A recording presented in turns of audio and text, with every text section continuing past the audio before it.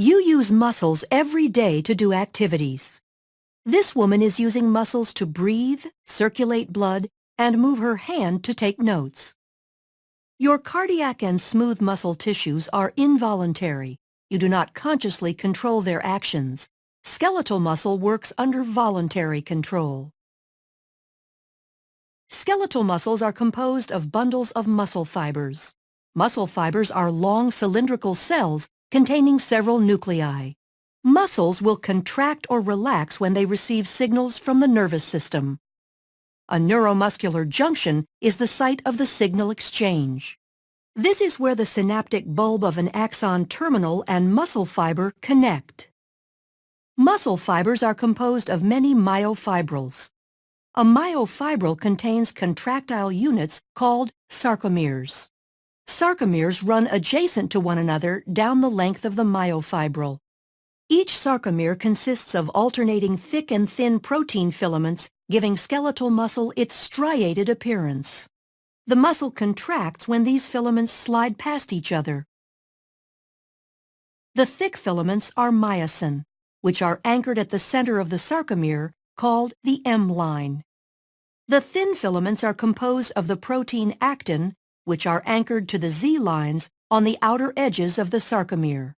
Because the actin filaments are anchored to the Z lines, the sarcomere shortens from both sides when actin filaments slide along the myosin filaments. Although the action between the filaments is described as sliding, the myosin filament actually pulls the actin along its length. The cross bridges of the myosin filaments attach to the actin filaments and exert force on them to move. This action is known as the sliding filament mechanism of muscle contraction.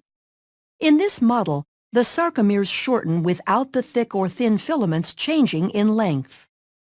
A contraction begins when a bound ATP is hydrolyzed to ADP and inorganic phosphate.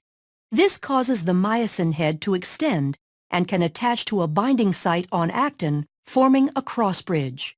An action called the power stroke is triggered, allowing myosin to pull the actin filament toward the M line, thereby shortening the sarcomere. ADP and inorganic phosphate are released during the power stroke. The myosin remains attached to actin until a new molecule of ATP binds, freeing the myosin to either go through another cycle of binding and more contraction or remain unattached to allow the muscle to relax. Muscle contractions are controlled by the actions of calcium. The thin actin filaments are associated with regulatory proteins called troponin and tropomyosin. When a muscle is relaxed, tropomyosin blocks the cross-bridge binding sites on actin. When calcium ion levels are high enough and ATP is present, calcium ions bind to the troponin, which displaces tropomyosin, exposing the myosin binding sites on actin. This allows myosin to attach to a binding site on actin, forming a cross bridge.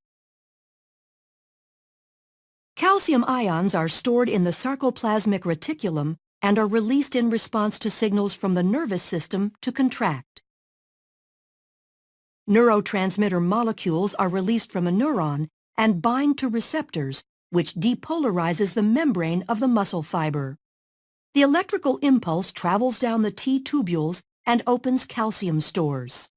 Calcium ions flow to the myofibrils, where they trigger a muscle contraction.